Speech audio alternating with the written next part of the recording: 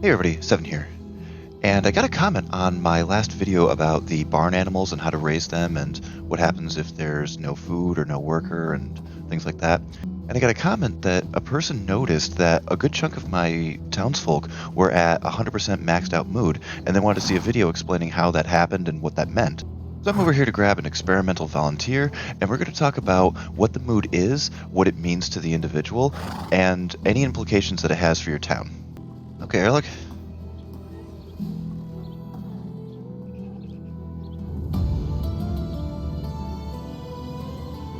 Okay, so just with the what does this icon mean video, we see that he's got all of his stuff in the reds.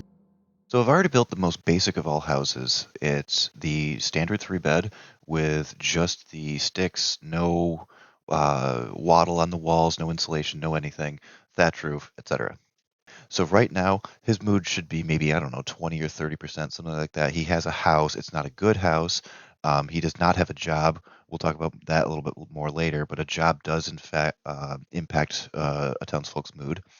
So he should be not at zero, but we're going to see what it gets to. And when it plateaus out and stops, then we'll start modifying his house and we'll start watching how his increase in mood goes. Right now, he's at 0% and dropping because he has no food, has no water, has nothing, and no house. Once the game catches up to realize that he does, in fact, have these things, his mood will start to stabilize. Okay, so here we are at the test house that I built for him. We see there's Ulrich, and he's got the green arrow indicating his mood is actually increasing. Again, because his house is not good and he has no job, it will reach a maximum plateau. So I'm just going to wait around, have a couple of in-game years, and wait for this to equalize and level out. Okay, so here we have a little friend, and you see that he's topped out at 10%. He has the absolute bare bones basics of everything that he would want, just a house, food, that's it. He doesn't even have a job. We'll talk about that. So what I'm going to do is I'm going to tear off all of his walls, put up all the max level roof and fully insulated walls, something like that, and we'll see what he plateaus at out then, and see what kind of an impact that has on him. Now you'll see that the second I started destroying stuff, anytime you destroy even a single component to a building, that building no longer counts. So if I went over to that woodshed that's over there and took off the roof or whatever, that worker would immediately be fired and would no longer work there. Okay, so here he is all snug and buttoned up in his 100% insulation house. And the thing is, each one of these walls adds to his mood independently.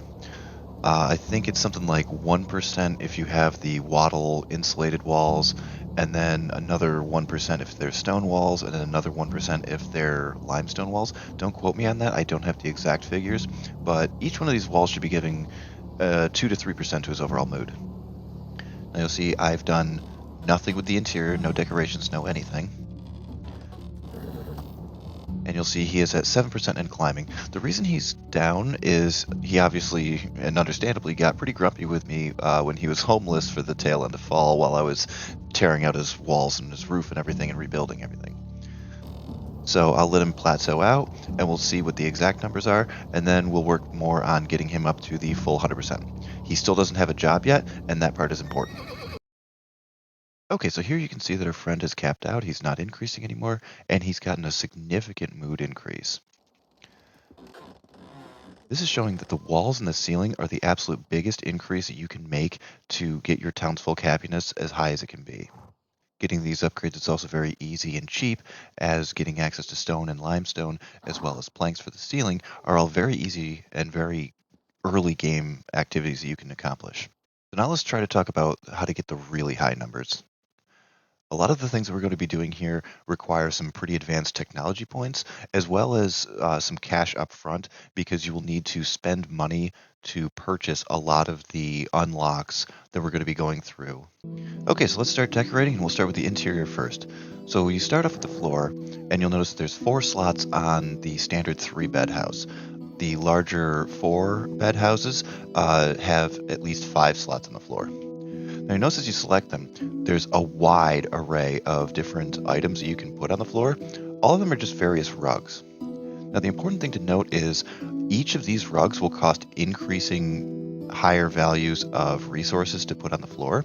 However, none of them actually increase mood further than another. Just putting anything on the floor will actually have a mood increase. So there's absolutely no reason to feel compelled to throw bear rugs into all of your townsfolk houses. Okay, so there's all of our rugs laid down. And you can see that his arrow is already increasing again, but we're not done yet, because this isn't going to be enough to get the full max out. But if you look up and you have your hammer out, actually that's something that I should have mentioned earlier. In order to decorate any building, you must have a hammer on you, and you must have it actually out. If it's not out, you'll never see any prompt to decorate anything around the house. This standard 3-bed house has 4 slots available to decorate the attic. And again, this has a wide myriad of options that you can use to decorate with. Just as with the rugs, these don't actually increase in value as they increase in resources. That is to say, having the straw Himley versus having the large flower wreath Himley with all of its resources will not actually get you any further increase in mood. The townsfolk seem to care less that the quality of the item and simply that an item is there. Now you also notice this one. This has a very cool aesthetic value to it in that just as with any other light source that you can throw around the town, these will automatically turn themselves on at sundown, and they just make the overall village look very cool, especially as you're walking through after sunset and you can see light peeking under doors and peeking through windows. This does increase the mood, but it increases the mood simply the same amount as every other thing here. One important thing to note with this is while there was recently an update that adjusted the shadow calculations and the evening time light flickering, having too many light sources will impact frame rate and can cause sluggishness after dark. Okay, so there's our guy's ceiling all nice and decorated up. We have a lantern, we have 3 little chandelier things. Now, as for the walls, you don't actually need any of the wall coverings. I actually have a number of houses that have 100% mood inhabitants in them, and they don't have anything on the walls, nor do they have anything on the windows. However, as you can see, every wall has a whole list of radial menu items you can put onto the walls. I definitely am partial to the candlestick just because it looks really nice, and like I said earlier, it has a nice aesthetic with the lighting that you can see through the cracks in the windows and also coming under the doors. However, like I said, be very careful with how much lighting you put around your town, both inside and outside with the standing torches and the street lamps, because that will definitely impact frame rate. Here you can see on the window panels that you have options for the window itself with an open or closed curtain. You also have an option for the wall with various shelving. There's an entirely different menu for the fully encased walls, which have a whole myriad of options that you can be throwing onto. Again, the important thing to note is that all of these require increasing amounts of materials. They also have increasing amounts of money that you have to unlock, and even with the money that you have to unlock the items and the crafting ability with, you also need to be at certain technology trees within the building technology section. And finally, if you step outside, you see that you have options that you can even change the door. This is another one where I've noticed in my research that it doesn't appear to matter which door you put on, just the fact that you do put on a door to the house just to make it look better and fill the slot. The other external decoration that we have is on the windows. And you'll see that we open the windows thing, and we have 3 different options that we can put on the window. Because as you can see here, this house is one of my 100% houses. We'll talk about the 91% in a minute.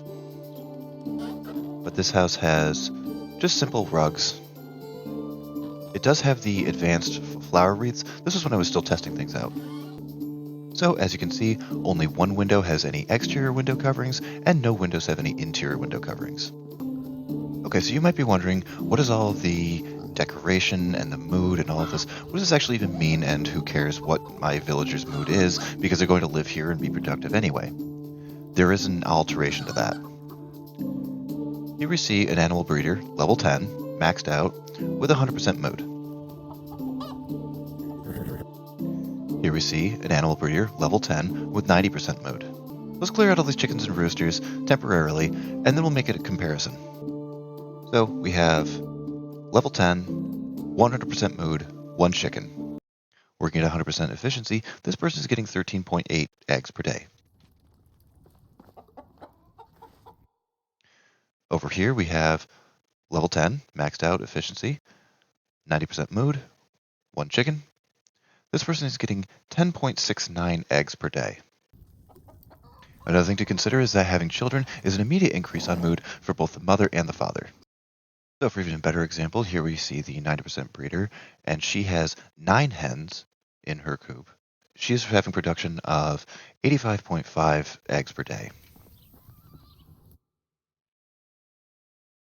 Now here we have the 100% animal breeder, and with even one less hen, it's producing 96.6 eggs a day. So with less hens, just having even just that 10% increase in mood is making him that much more productive at his job. Now that we've seen just how important the mood is on the job performance, the reverse is also actually true. Okay, so here I am in one of my workshops.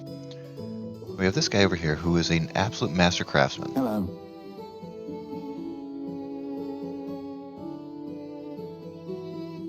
We can also see that he is at 100% mood. So he is doing his job over here of making buckets or wine bottles or whatever I've got him doing at the absolute peak efficiency that he possibly can. But let's see what happens if we give him a different job. You'll see that his extraction is 2. So while he is an incredible production craftsman, he would be a master blacksmith. Let's see what happens if we put him in an extraction position. So we'll have him over here, and we assigned him.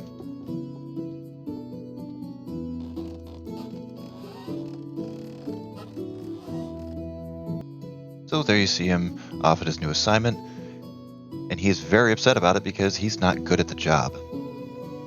Every townsfolk will have certain skills that are higher and lower than others. Now you can get a kind of a feel for these skills, not just with the obvious scanner mode, where you can see the skills that are above their heads, Hello there.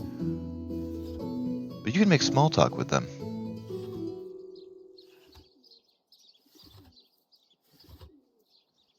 And you can see these in a roundabout way discussing his craftsman knowledge, his ability to cook. And then you ask, does anything give you a hard time? So he's talking about having no sense of direction and not being able to find his way home. Have a good day. What he's likely referring to is his very low survival skill, or maybe his very low extraction skills. But since I want him to have the best, most productive life that he can, I'm going to reassign him back to where he was.